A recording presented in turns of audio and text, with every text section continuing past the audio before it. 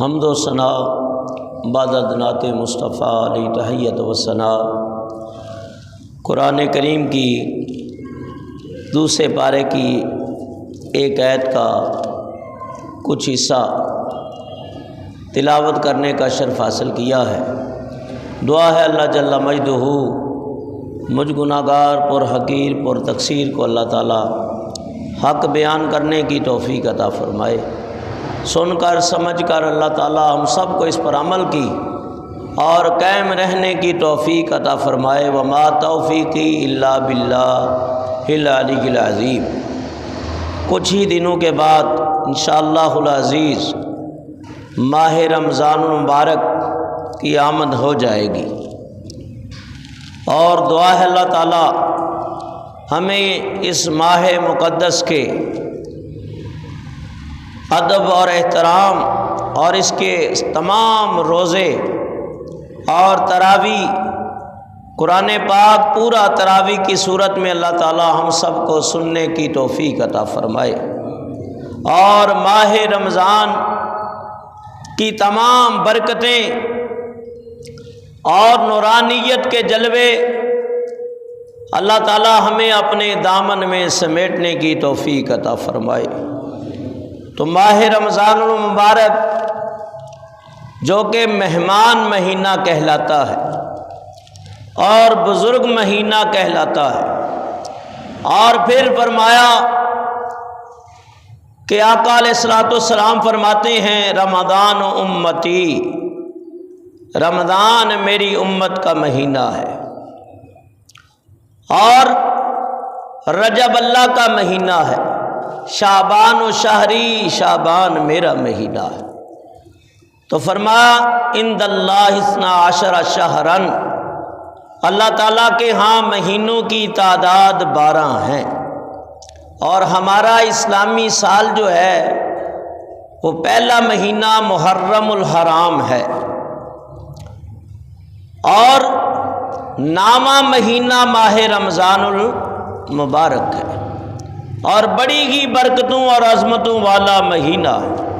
اللہ تعالیٰ ارشاد فرماتا ہے فمن شہد منکم الشہر فلیصم، بے شک ہم نے تم پر روزے اس مہینے کے فرض کیے اور تم اس کے روزے رکھو۔ ایک تو یہ حکم ہے اللہ تعالیٰ کا، دوسرا یہ ہے کہ شہر رمضان الذی انزل فیہ القرآن، کہ ماہ رمضان وہ مہینہ ہے کہ اللہ فرماتا ہے کہ اس میں ہم نے قرآن کو نازل کیا۔ تیسرے مقام پہ اللہ تعالیٰ فرماتا ہے کہ انا انزلناہ فی لیلۃ القدر، بے شک ہم نے اس قرآن کو لیلۃ القدر میں نازل کیا۔ وما ادراک ما لیلۃ القدر،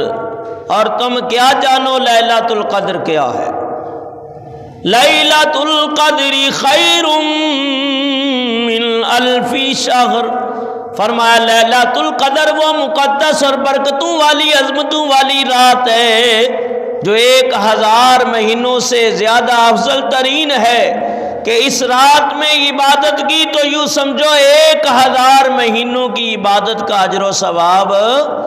بندہ مومن کو اللہ تعالیٰ عطا فرماتا ہے۔ اور ماہ رمضان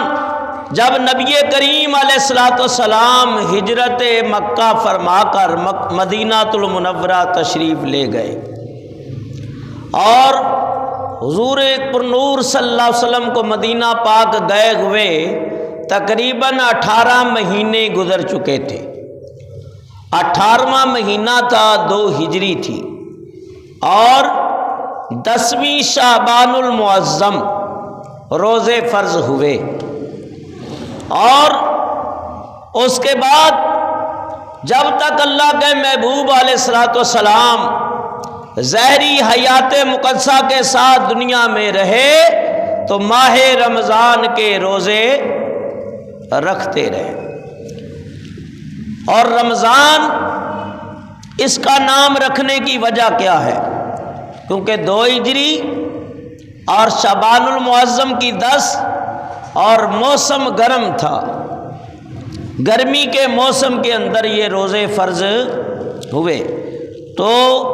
رمضان جو ہے لفظ یہ رمضن سے مشتق ہے کہ رمز کا معنی ہے، رمضن کا معنی ہے جلانا، کیونکہ یہ مہینہ بھی مسلمانوں کے گناہوں کو جلا دیتا ہے، اس لیے اس کا نام رمضان رکھا گیا، یا اس لیے بھی رکھا گیا کہ رمضن سے مشتق جس کا معنی گرم زمین سے، یعنی پاؤں کا جلنا، کیونکہ ماہ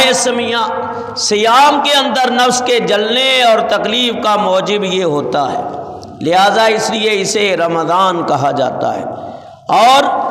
ایک مطلب رمضان کا گرم پتھر کے بھی آتے ہیں کہ جیسے پتھر گرم ہو تو اس کے اوپر چلنے سے پاؤں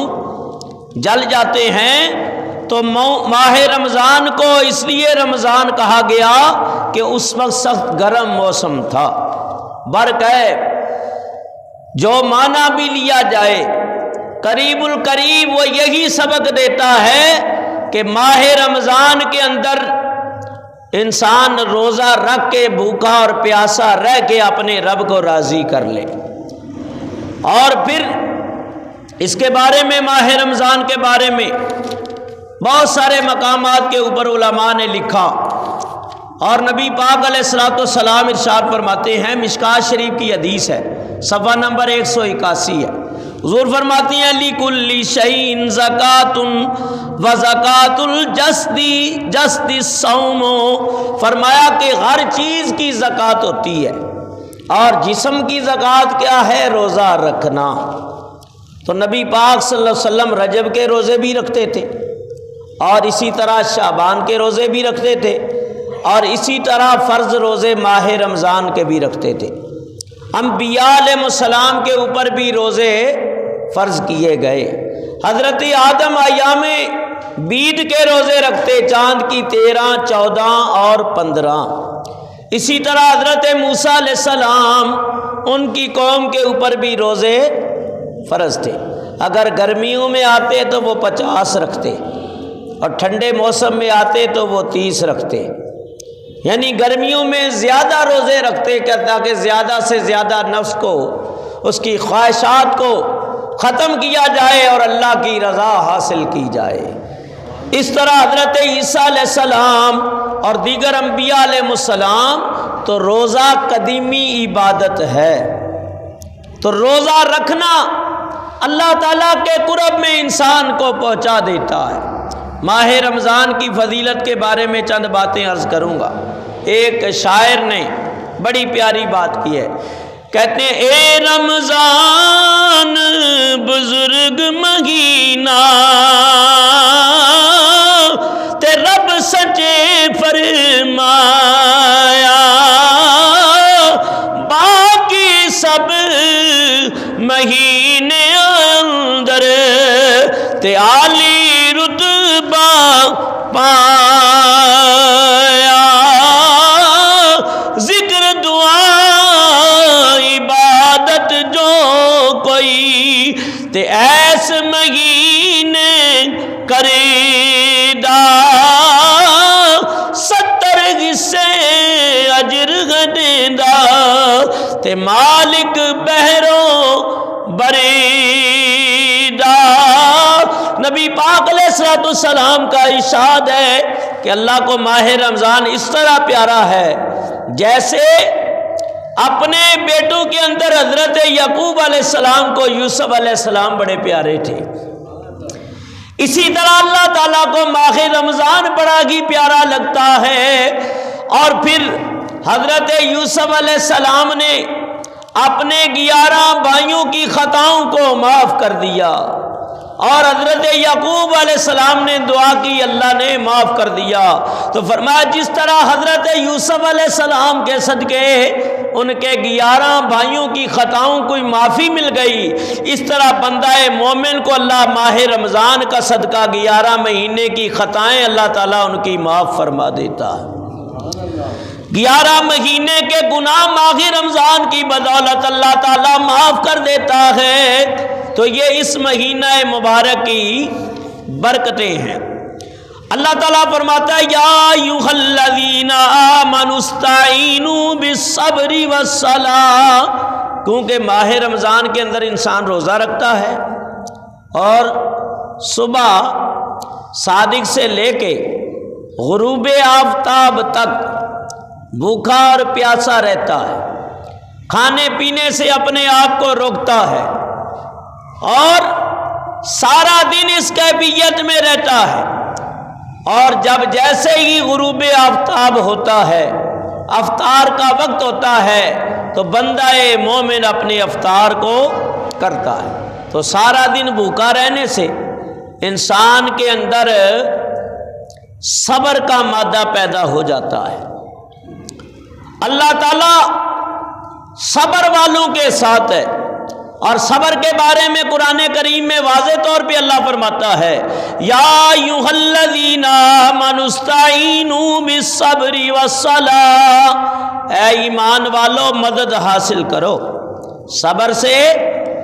اور نماز سے، ان اللہ مع الصابرین، بے شک اللہ صبر کرنے والوں کے ساتھ ہے۔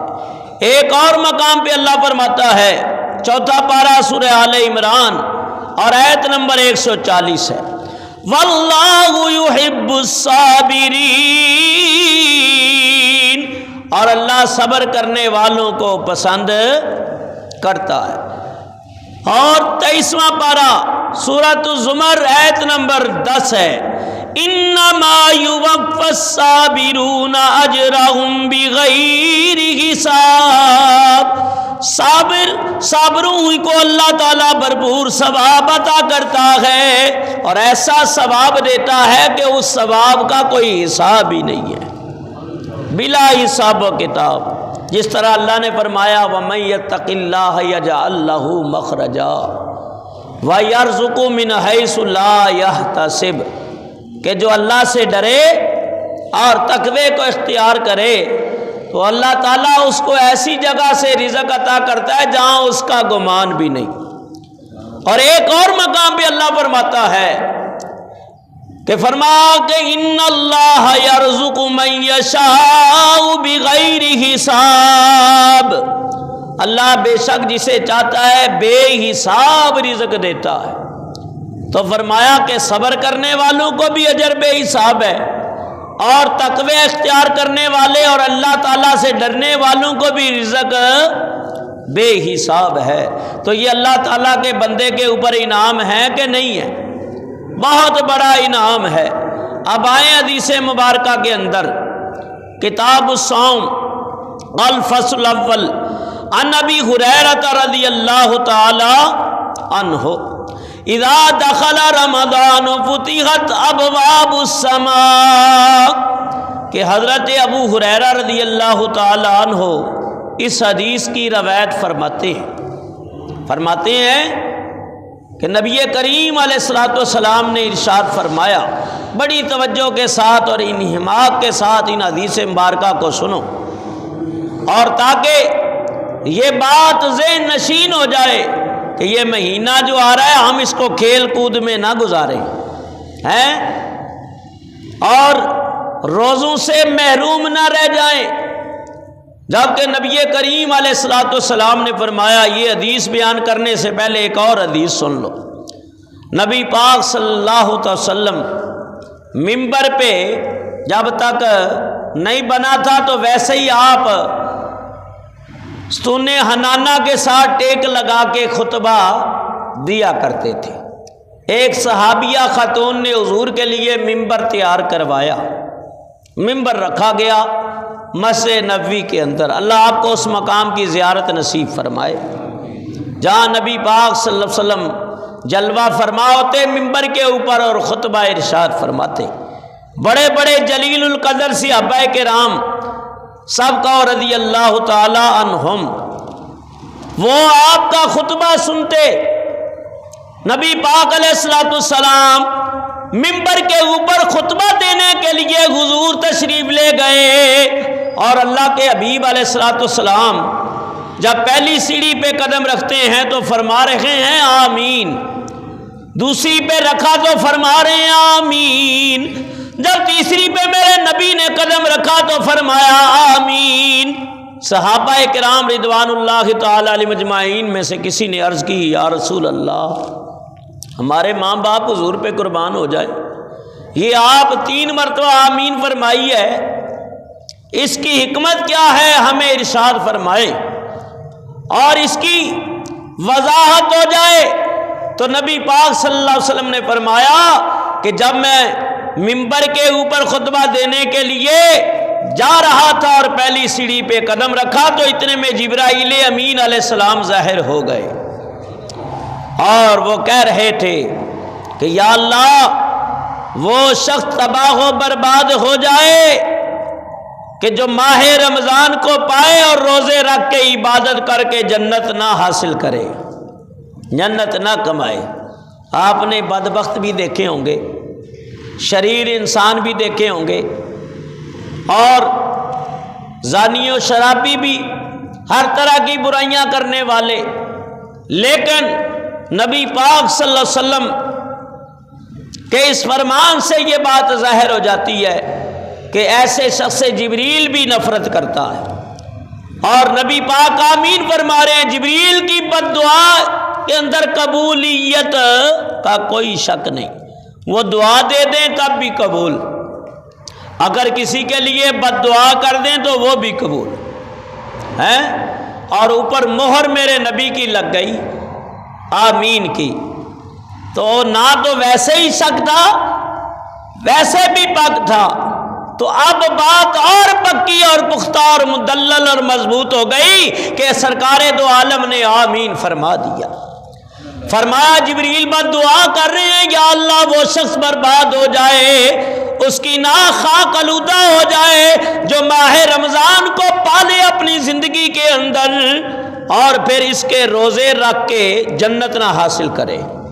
تو ماہ رمضان کے اندر کتنی باتیں ہوتی ہیں، کتنی نعمتیں ماہ رمضان لاتا ہے، 5 نعمتیں لاتا ہے ماہ رمضان، ان میں سے ایک ہے ماہ رمضان کے اندر ان 5 نعمتوں میں عبادت روزہ، تراویح، اعتکاف، شب قدر، اور اسی طرح پورا قرآن تراویح کی صورت میں سماعت کرنا۔ یہ 5 موٹی نعمتیں ہیں، اور فرمایا اولہ رحمتن، کہ حضور فرماتے ہیں کہ اس کا پہلا عشرہ رحمت ہے، وَأَوْسَطُهُ مغفرہ، اس کا دوسرا عشرہ جو ہے وہ مغفرت ہے، اور تیسرا عشرہ جہنم سے آزادی ہے۔ تو فرمایا کہ پہلا عشرہ رحمت، دوسرا مغفرت، اور تیسرا جہنم سے آزادی۔ تو 5 وہ نعمتیں، 3 یہ نعمتیں، کتنی ہو گئی؟ 8 ہو گئی۔ اور فرمایا پھر افطار کرنا، اس پہ اجر پانا، یہ 9ویں، اور پھر سحری کرنا، یہ 10ویں۔ اور اس کے علاوہ بھی اگر وضاحت کی جائے تو ایسی سینکڑوں رحمتیں اور مسائل ملیں گے۔ تو بہرحال یہ پتہ چل گیا کہ ماہ رمضان کی قدر کرنی چاہیے۔ فرمایا بدبخت ہے وہ شخص ہیں کہ جو کہے جی میں تو روزہ نہیں رکھ سکتا، کھانے کے ٹائم تو کبھی نہیں بولتا کہ میں کھانا نہیں کھا سکتا، وہاں تو ابڑ دبڑ ہے، تو سب کچھ کھا سکتا ہے، جب ملے رگڑ دیا، اور نفس اتنا موٹا ہو گیا، شیطان ہو گیا کہ اب اس کو جب آئے نماز کی بات، روزے کی بات، اللہ کی طرف ہے۔ وہ حاجی صاحب ایک بات کر رہے تھے صبح، تو ممبر پہ میں بولتا نہیں ہوں، لیکن فرمایا کہ جب انسان کا من جو ہے نا وہ شیطان ہو جائے، من اس کا گناہوں کی وجہ سے آلودہ ہو جائے، سیاہ ہو جائے، پھر حجتاں ٹھیر، پھر کئی حجتیں انسان خود گڑھ لیتا ہے، دلیلیں لے آتا ہے۔ تو بہرحال نبی پاک علیہ السلام فرمانے لگے آمین، دوسری آمین کے اوپر نبی پاک صلی اللہ علیہ وسلم نے فرمایا کہ جبریل یہ بھی کہہ رہے تھے یا اللہ وہ شخص بھی تباہ و برباد ہو جائے جو اپنے ماں باپ کو بڑھاپے میں پالے اور ان کی خدمت کر کے جنت کو حاصل نہ کرے۔ تو ماں باپ کی خدمت نہ کرنے والا جبریل کی بد دعا کی وجہ سے وہ بھی دنیا میں بھی در بدر ہے اور قبر میں بھی عذاب میں مبتلا، اور حشر کے دن اللہ اور اس کے رسول کی ناراضگی کا سامنا کرنا پڑے گا۔ تو جن کے ماں باپ ہیں کوشش کریں ان کو راضی کر لیں، ان کی خدمت کریں، ان کی خدمت کر کے جنت کو کما لیں۔ تیسری حضرت جبریل علیہ السلام یہ بد دعا بھی کر رہے تھے یا اللہ وہ شخص بھی برباد ہو جائے، تباہ ہو جائے، اس کی ناک خاک آلودہ ہو جائے جس کے سامنے نبی پاک کا ذکر کیا جائے اور آپ کے اوپر درود نہ پڑے۔ یعنی جب حضور کا ذکر آئے تو کم سے کم ایک مرتبہ درود شریف پڑھنا چاہیے۔ آپ بھی پڑھ لیں الصلاۃ والسلام علیک یا رسول اللہ، الصلاۃ والسلام علیک یا حبیب اللہ۔ تو درود پاک پڑھنا چاہیے اور جتنا ہو سکے کثرت سے پڑھیں۔ فرمایا جتنا زیادہ پڑھے گا اتنا قیامت کے دن نبی پاک کی قربت میں پہنچ جائے گا۔ تو میں عرض کر رہا تھا کہ حضرت ابو ہریرہ فرماتے ہیں کہ نبی پاک علیہ الصلوۃ والسلام نے فرمایا اذا دخل رمضان فتحت ابواب السماء، کہ جب ماہ رمضان داخل ہوتا ہے تو آسمان کے دروازے کھول دیے جاتے ہیں۔ وفی روایت فتحت ابواب الجنہ، اور وفی روایت کہ دوسری روایت میں یہ بھی آتا ہے کہ حضور علیہ الصلوۃ والسلام نے یہ بھی فرمایا کیا کہ فتحت ابواب الجنتی، کہ جنت کے دروازے کھول دیے جاتے ہیں۔ اور پھر نبی پاک صلی اللہ علیہ وسلم فرماتے ہیں وغلقت ابواب جہنم، اور جہنم کے دروازے بند کر دیے جاتے ہیں، جہنم کے دروازے بند کر دیے جاتے ہیں۔ وسلسلت الشیاطین، فرمایا شیطان پابندِ سلاسل کر دیا جاتا ہے۔ وفی روایت، ایک اور روایت بھی ہے فتحت ابواب الرحمہ، اللہ کے محبوب فرماتے ہیں اللہ تعالیٰ رحمتوں کے دروازے کھول دیتا ہے۔ متفق علیہ، یہ روایت جو میں نے آپ کے سامنے بیان کی ہے مشکات کتاب الصوم، اور جلد ہے صوم، صفحہ نمبر ہے 133۔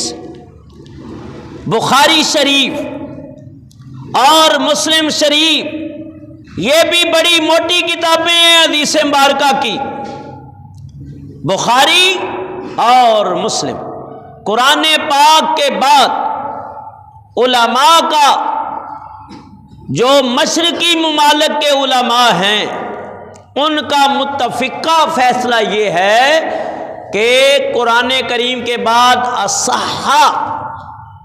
یعنی صحیح کتاب جو ہے وہ بخاری شریف ہے، اور بعض علماء مغرب جو مغربی دنیا کے علماء گزرے ہیں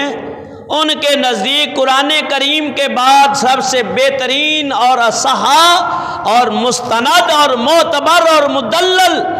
مضبوط مسائل سے مرکہ کتاب جو ہے وہ مسلم شریف ہے۔ تو بہرحال صحاح ستہ کی جتنی کتابیں ہیں، بخاری ہے، مسلم ہے، ترمذی ہے، ابو داؤد ہے، نسائی شریف ہے، ابن ماجہ ہے، مشکات ہے، اور النافع الکبیر ہے،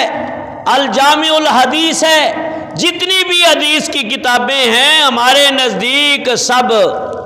الحمدللہ معتبر ہیں، اور جہاں جہاں نبی پاک صلی اللہ علیہ وسلم کا فرمان عالی شان آیا ہے ہم سب اس کو دل و جان سے قبول کرتے ہیں، اور یہی الحمدللہ اہل سنت و جماعت کا عقیدہ ہے۔ ہاں حدیثوں کے اندر جو جرح و تعدیل ہے یہ محدثین کا کام ہے، محققین کا کام ہے کہ انہوں نے حدیثوں کی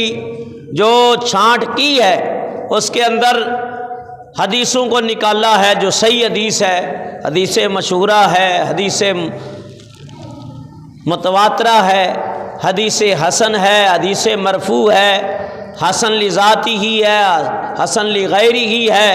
معتل ہے، معلل ہے، مقطوع ہے، مرفوع ہے، یہ علیحدہ بحثیں ہیں۔ بہرحال اس طرف میں نہیں جانا چاہتا کیونکہ ہمارا موضوع چل رہا ہے ماہ رمضان المبارک کا۔ ایک اور حدیث مبارکہ سنو، عن سہل بن سعد قال قال رسول اللہ صلی اللہ علیہ وسلم فی الجنت ثمانیۃ ابواب منہا باب یسمی الریان لا یدخلہ الا الصائمون۔ حضرت سہل بن سعد رضی اللہ تعالیٰ عنہ فرماتے ہیں کہ نبی کریم علیہ الصلوۃ والسلام نے فرمایا جنت کے 8 دروازے ہیں۔ کتنے دروازے ہیں؟ 8 ہے۔ اب یہ کتنا بڑا دروازہ ہے یہ اللہ کی جانے اور اس کے محبوب ہی جانے، لیکن حضور نبی کریم علیہ الصلوۃ والسلام نے ارشاد فرمایا کہ جب امتیں ان دروازوں سے گزریں گی تو حضور فرماتے ہیں سب سے پہلے میری امت ان دروازوں میں داخل ہوگی، اور میرے بعد سب سے پہلے جو جنت میں داخل ہوگا وہ سیدنا صدیق اکبر رضی اللہ تعالیٰ عنہ ہیں، پھر میرے اصحاب ہوں گے، اور انا اول احرق باب الجنہ، حضور فرماتی ہیں سب سے پہلے جنت کا دروازہ میں ہی کھٹکھٹاؤں گا۔ پھر اللہ کے حبیب علیہ الصلوۃ والسلام فرماتے ہیں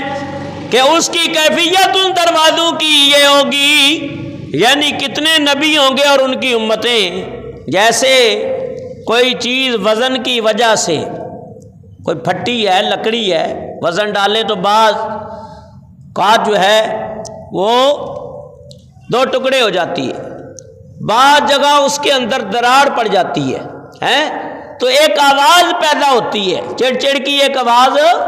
پیدا ہوتی ہے۔ فرمایا مخلوق جب جنت میں داخل ہوگی تو ہر دروازے سے وہ آواز آ رہی ہوگی، اتنی بھیڑ ہوگی اور اتنا بڑا دروازہ ہوگا کہ اللہ رسول بہتر جانتے ہیں اتنی اس کی یعنی وسعت اور کشادگی کے باوجود بھی فرمایا اس کے آوازیں آ رہی ہوں گی۔ اور نبی پاک صلی اللہ علیہ وسلم جب یہ بیان فرما رہے ہیں جنت کا تو حضور علیہ الصلوۃ والسلام نے فرمایا کہ کچھ ایسے بھی خوش نصیب ہوں گے جو جنت کے 8 دروازوں سے بلائے جائیں گے، 8 دروازوں سے بلائے جائیں گے۔ تو سیدنا صدیق اکبر بڑے معصومانہ انداز کے اندر عرض کرتے ہیں یا رسول اللہ کیا میں بھی ان دروازوں سے بلایا جاؤں گا؟ فرمایا تم سب سے پہلے جاؤ گے اور ہر دروازہ پکارے گا ابو بکر ہمارے اندر سے داخل ہو جاؤ۔ اور حضرت سیدنا صدیق اکبر نے سنا تو بڑے ہی خوش ہوئے۔ تو میرے آقا علیہ الصلوۃ والسلام یہ بھی جانتے ہیں کہ جنت میں کس کس نے جانا ہے، ویسے تو حضور کی ساری امت ہے، تو اللہ چاہے تو گناہ گاروں کو بخش دے، بعض حضور کی شفاعت سے، بعض اللہ کی رحمت سے، اور الامان والحفیظ کہ اللہ جہنم سے پناہ عطا فرمائے، بعض گناہ گار عذاب بھی دیے جائیں گے، لیکن آخری منزل اور آخری مقام ان کا بھی جنت ہی ہوگا۔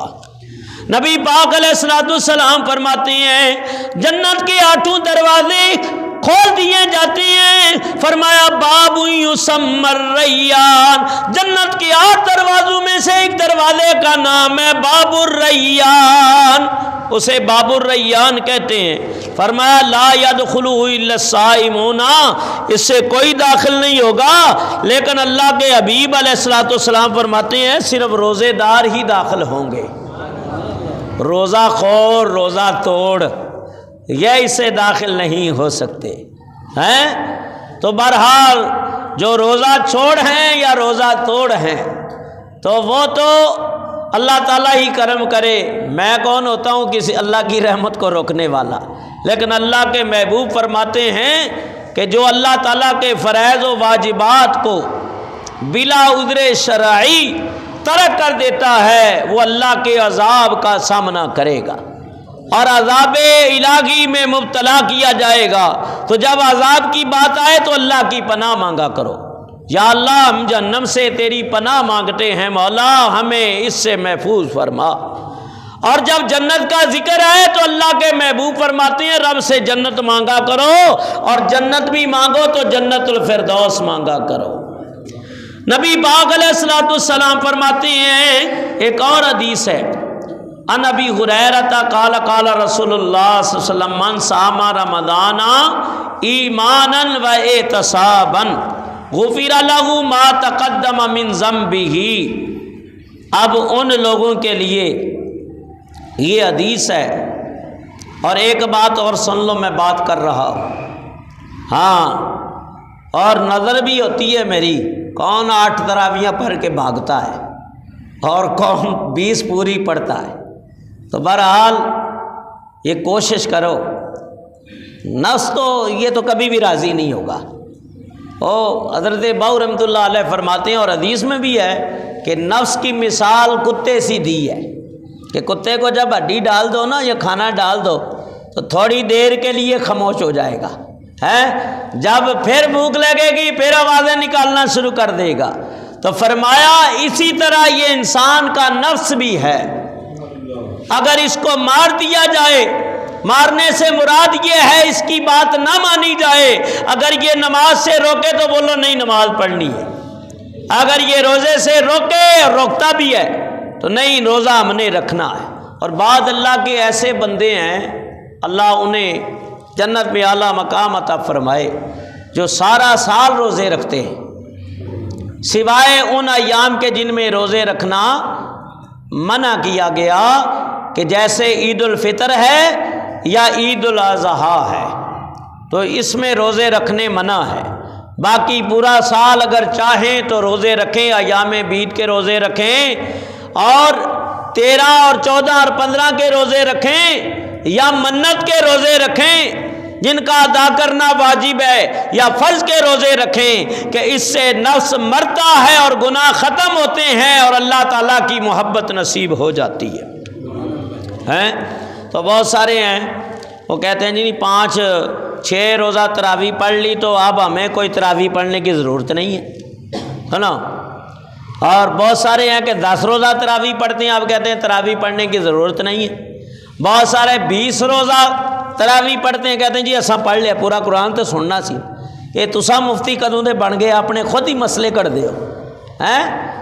وہ 360 مفتیوں والی میری بات ٹھیک ہے، ہر محلے میں موجود ہوتے ہیں، خود ہی مسائل بیان کرتے ہیں، خود ہی فتوے دے رہے ہوتے ہیں، اور کبھی کسی عالم سے جا کے پوچھو، کسی مفتی سے جا کے پوچھو مسئلہ کیا ہے۔ تو اسی طرح یاد رکھو آخری دن تک تراویح پڑھنی ہے۔ 3 خلفائے راشدین سوائے سیدنا صدیق 20 رکھتے ہیں، اس وقت بھی پڑھتے تھے، لیکن کوئی وہاں کھڑا ہوتا، کوئی وہاں ہوتا، کوئی وہاں ہوتا، اس طرح۔ لیکن حدیث سے یہ ثابت ہے کہ 20 رکعت تراویح ہے۔ کتنی ہے؟ اور نبی پاک صلی اللہ علیہ وسلم فرماتے ہیں علیکم بسنتی و سنت الخلفاء الراشدین، میری سنت پہ چلو اور خلفائے راشدین کی سنت کے اوپر چلو۔ تو حضرت عمر فاروق کا جب دور آیا تو آپ نے دیکھا کہ کوئی ادھر کھڑا ہوا ہے، کوئی ادھر کھڑا ہوا ہے، کوئی اس کونے پہ کھڑا ہوا ہے، تو آپ نے ایک قاری کعب بن احبار رضی اللہ تعالیٰ عنہ، بہت اچھا قرآن پڑھتے تھے، قرآن کے بہترین حافظ اور قاری تھے، کہا آپ امامت فرمائیں اور باقی سارے صحابہ کو حکم دیا پیچھے کھڑے ہو جائیں اور 20 رکعت تراویح پڑھیں۔ یہ جو غیر مقلد ہے نا بڑی زور لگاتے ہیں سوشل میڈیا کے اوپر، فیس بک کے اوپر، یوٹیوب کے اوپر، دن رات، اب رمضان سے شروع ہونے والا ہے نا، اب ان کے سارے پوسٹر اور ان کے سارے ویڈیوز ڈال دی جائیں گی اور اس کو آگے چلایا جائے گا، نہیں جی تراویح 8 رکعت ہے۔ ان بیوقوفوں کو یہ خبر نہیں ہے۔ بی بی عائشہ نے فرمایا حضور کی نماز 8 رکعت تراویح تھی۔ میں نے بولا پہلے تو یہ بتاؤ بخاری کے اندر مجھے کوئی ایک حدیث بتا دو کہ نبی پاک نے فرمایا ہو کہ تراویح 8 رکعت ہے، ایک بات، اور دوسرا نبی پاک صلی اللہ علیہ وسلم نے 8 رکعت کہیں پڑھی ہے تراویح تو یہ بھی بتا دو۔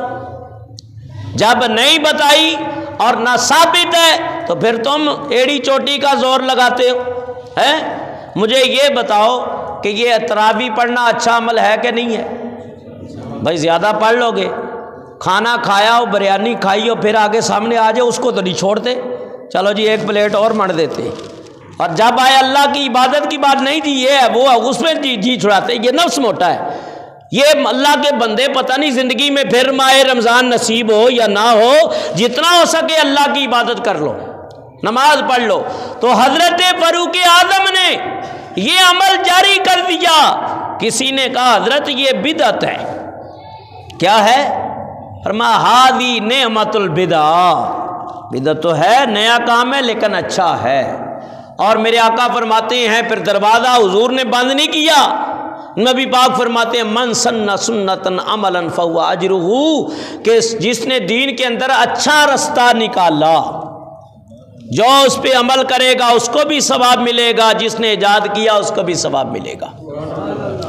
دوسری یہ بات جو میں کرنا چاہ رہا ہوں، یہ جتنی بخاری کی روایتیں نکالتے ہیں اس سے مراد 8 رکعت نبی پاک کی نماز تہجد ہے، جس کو صلاۃ اللیل بھی کہتے ہیں اور آج بھی مدینہ پاک میں ہوتی ہے۔ 8 رکعتیں صلاۃ اللیل یعنی نماز تہجد کی ہے، اور کبھی وہ بڑھ جاتی تھی تو 10 ہو جاتی تھی، کبھی وہ بڑھ جاتی تھی تو 12 ہو جاتی تھی۔ نبی پاک صلی اللہ علیہ وسلم وطر چھوڑ دیتے تھے تو فرمایا 8 کے ساتھ 3 وطر ملا کے 11 ہو جاتے تھے، اور کبھی 10 کے ساتھ 3 ملا کے 13 بھی ہو جاتے تھے، کبھی 12 رکعت پڑھ لی، 3 وطر پڑھ لیے تو کتنی ہو گئی؟ 15۔ تو بخاری شریف سے یہ بھی ثابت ہے، صلاۃ اللیل ثابت ہے۔ تو اس کو دلیل بنا کے اصل مسئلہ ہے حدیث کو سمجھنا۔ جب حدیث کو سمجھے نہیں تو پھر عمل کیسے کرو گے؟ تو سمجھنے والے بڑے بڑے امام ہیں، امام اعظم ابو حنیفہ ہیں، امام مالک ہیں،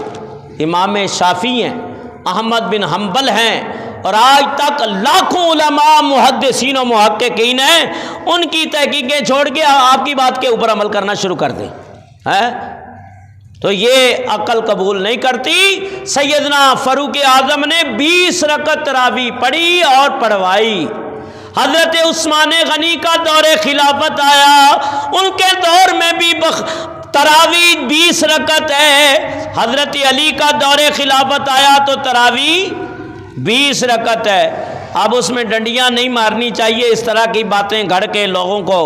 دور کرنا۔ پہلے ہی لوگ نمازوں میں نہیں آتے، یہ ایک ماہ رمضان ہے، اس میں اگر عبادت کے لیے تھوڑا سا زیادہ وقت نکال لیں گے تو کرم بالائے کرم ہو جائے گا۔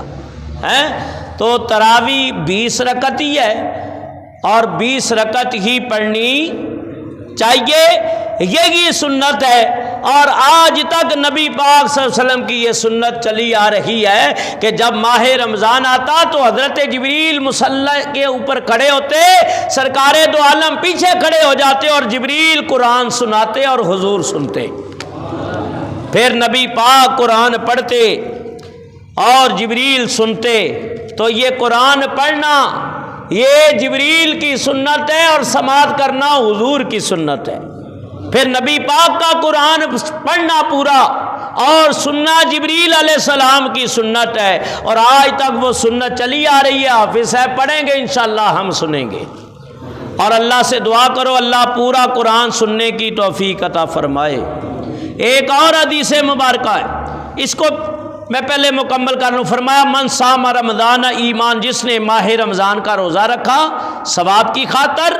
ایمان کی خاطر، غفر لہ ما تقدم من ذنبی، اللہ اس کے پچھلے سارے گناہ معاف کر دیتا ہے۔ من قام رمضان ایمانا احتسابا غفر لہ ما تقدم من ذنبہ، جس نے ماہ رمضان کی راتوں کو عبادت کے لیے کھڑا ہوا اللہ اس کے بھی اگلے پچھلے گناہ معاف کر دیتا ہے۔ اور فرمایا کہ ومن قام لیلۃ القدر ایمانا احتسابا غفر له ما تقدم من ذنبه، متفق علیہ، بخاری اور مسلم کی حدیث ہے کہ اللہ کے محبوب علیہ الصلوۃ والسلام فرماتے ہیں کہ جس نے لیلۃ القدر کو قیام کیا اللہ اس کے بھی اگلے پچھلے سارے گناہ معاف کر دیتا ہے۔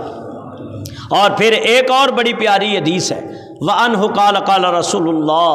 صلی اللہ علیہ وسلم کل عمل ابن آدم یضاعف الحسنۃ بعشر امثالها الی 700 ضعف قال اللہ تعالی الا الصوم فانہ لی وانا اجزی بہ۔ فرمایا کہ اللہ کے محبوب فرماتے ہیں کہ ابن آدم کا ہر عمل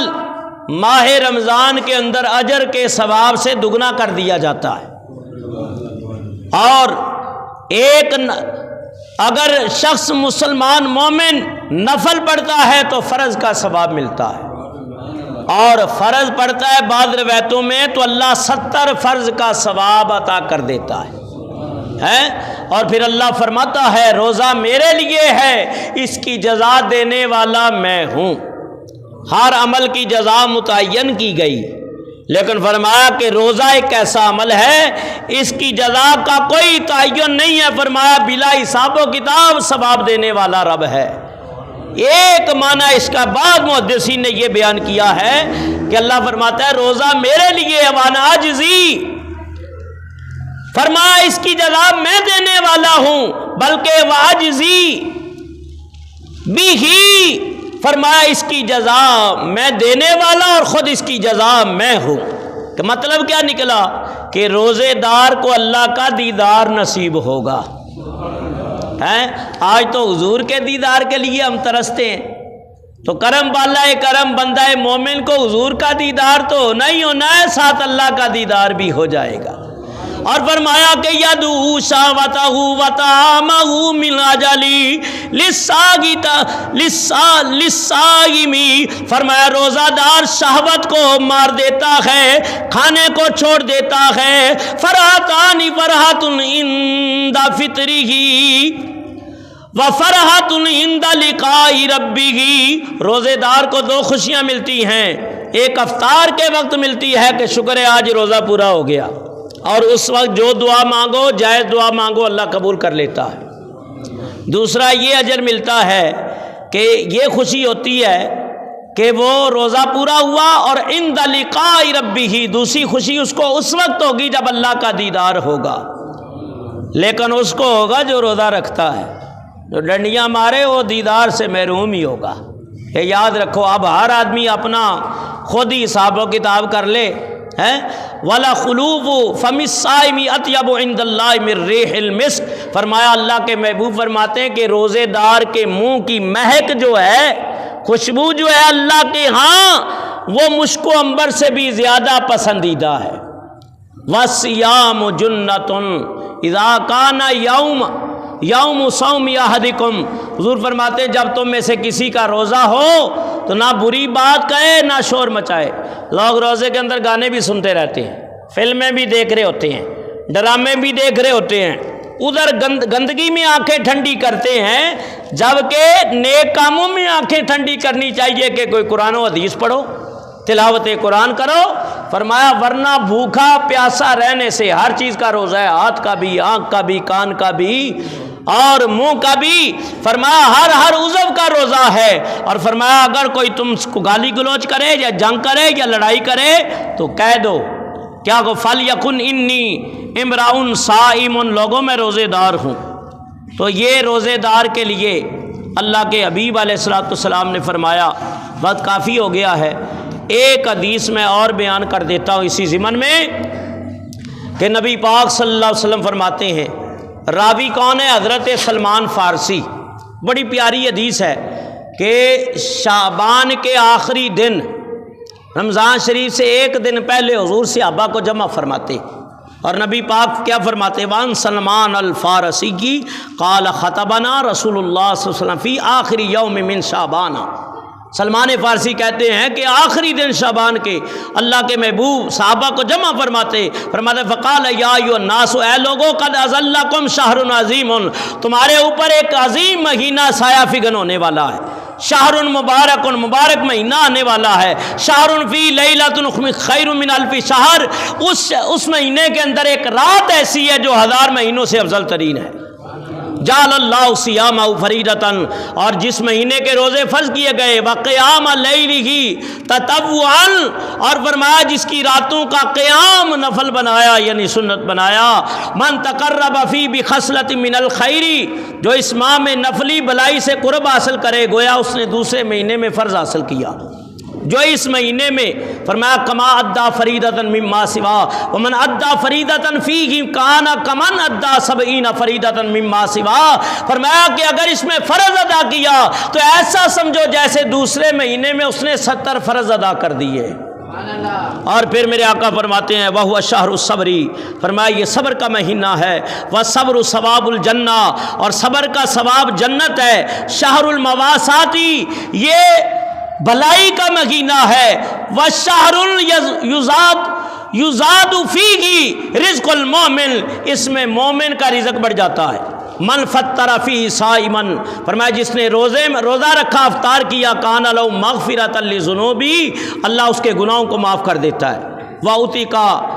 رقبتہ من النار، جہنم سے آزاد کر دیتا ہے، وکان لہ مثل اجری من غیر ان ینتقص من اجرہ، فرمایا کہ جو کسی روزے دار کو فرمایا کہ روزہ کھلوا دے یا روزہ رکھوا دے تو اس کو اللہ تعالیٰ جہنم سے آزاد کر دیتا ہے۔ قلنا یا رسول اللہ لیس کلنا نجد ما نفطر بالصائم، یا رسول اللہ ہم سارے اتنے پیسے والے نہیں ہیں، مالدار نہیں ہیں کہ ہر ایک کو روزہ افطار کرائیں یا اس کے روزہ رکھوائیں۔ اور اللہ کے حبیب فرماتے ہیں اگر یہ بات ہے تو سنو، فقال رسول اللہ یؤتی اللہ ھذا الثواب من فطر صائما علی مزقتہ لبن، فرمایا جس نے دودھ کا ایک گھونٹ بھی کسی کو دے دیا، اس نے پی لیا، اس کے لیے بھی یہی اجر ہے۔ او تمرتن، ایک کھجور کھلا دی، اس کے لیے بھی یہی اجر ہے۔ او شربت من ماء، پانی یعنی شربت پلا دیا، پانی دے دیا، ولہ فرمایا اشبع صائما، جس سے روزے دار سیراب ہو گیا، سقاہ اللہ من حوضی شربتا لا یضع حتی یدخل جنہ، فرمایا کہ جو روزے دار کو پانی پلا دے اللہ قیامت کے دن میرے حوض کوثر سے اسے آب کوثر پلا دے گا۔ وَهُوَ شَهْرٌ أَوَّلُهُ، فرمایا یہ وہ مہینہ ہے جس کا اول رحمت ہے، وَأَوْسَطُهُ مغفرۃ، جس کا درمیانی مغفرت ہے، وَآخِرُ عِتْقٌ مِّنَ النَّارِ، اور جس کا آخر جہنم سے آزادی ہے۔ فرمایا وَمَنْ خَفَّفَ عَن مملوکِهِ فِيهِ غَفَرَ اللَّهُ لَهُ وَآتَقَهُ مِنَ النَّارِ، اگر تمہارے متحتی لوگ کام کرتے ہیں، مزدور کام کرتے ہیں، ملازم کام کرتے ہیں، فیکٹریوں کے اندر لوگ کام کرتے ہیں، فرمایا جو اپنے متحتیوں کے اوپر نرمی پیدا کرے ماہ رمضان کے اندر، بعض نماز کی اجازت نہیں دیتے، جانے ہی نہیں دیتے، فرمایا نرمی پیدا کرو گے اللہ قیامت کے دن تمہارے اوپر نرمی پیدا کر دے گا۔ یہ اللہ تعالیٰ کے حبیب نے اپنے صحابہ کو وصیت فرمائی، اور یہ موٹی موٹی باتیں تھیں جو میں نے مستند حدیثوں سے مرکہ آپ کے سامنے پیش کر دی ہیں۔ دعا ہے اللہ تعالیٰ کی بارگاہ میں اللہ تعالیٰ ہمیں اس ماہ رمضان کا ادب کرنے کی توفیق عطا فرمائے، احترام کرنے کی توفیق عطا فرمائے، صرف باتوں تک اور تقریروں تک ہم نہ رہیں، حقیقتاً اس پہ عمل کرنے کی توفیق عطا فرمائے کہ پھر پتہ نہیں زندگی میں ملے یا نہ ملے، ہر رات اللہ لاکھوں کی تعداد میں گناہ گاروں کی بخشش فرماتا ہے، جب آخری رات آتی ہے تو جتنا پورے مہینے بخشے ہیں اس رات اللہ اتنا بخش دیتا ہے، تو اس کو غفلت میں نہ گزاریں ورنہ اللہ رسول کی ناراضگی کا سبب ہے۔ اللہ نے دیا ہے تو اپنے رشتہ داروں میں دیکھیں، پیسہ دیا ہے ان کو راشن دلواؤ، اگر اللہ نے دیا ہے تو ان کو کپڑے دو، اور اس ماہ رمضان میں روزہ افطار کراؤ، سحری کا اہتمام کرو اگر اللہ نے دیا ہوا ہے، اڑوس پڑوس کو بھی دیکھا کرو کہ بھئی کوئی غریب ہے، پتہ نہیں اس کے گھر میں افطار کا کوئی سامان آیا کہ نہیں، تو اگر ایک آدھی پلیٹ اگر بھیج دیں گے تو کمی نہیں آئے گی، بڑھتا ہی رہے گا۔ جب حضور نے فرمایا مومن کا رزق بڑھتا ہے، یہ نہ کہنا مولوی صاحب مسئلے بیان کر دیں کہ مسجد میں تھال بھر بھر کے بھیجے ہیں، بعض لوگوں کا ذہن ہوتا ہے ہمارا رزق اللہ نے لکھا ہوا ہے، ہمارا یقین ایمان ہے اور سب سے اچھا کھاتے پیتے ہیں، اس بات کی کوئی فکر نہیں ہے، لیکن اپنے رشتہ داروں کو دیکھو، اہل محلہ کو دیکھا کرو، خاندان کو دیکھا کرو، اللہ عمل کی توفیق عطا فرمائے۔ ایک اعلان آخر میں سماعت فرما لیں، بروز اتوار بعد نماز عشاء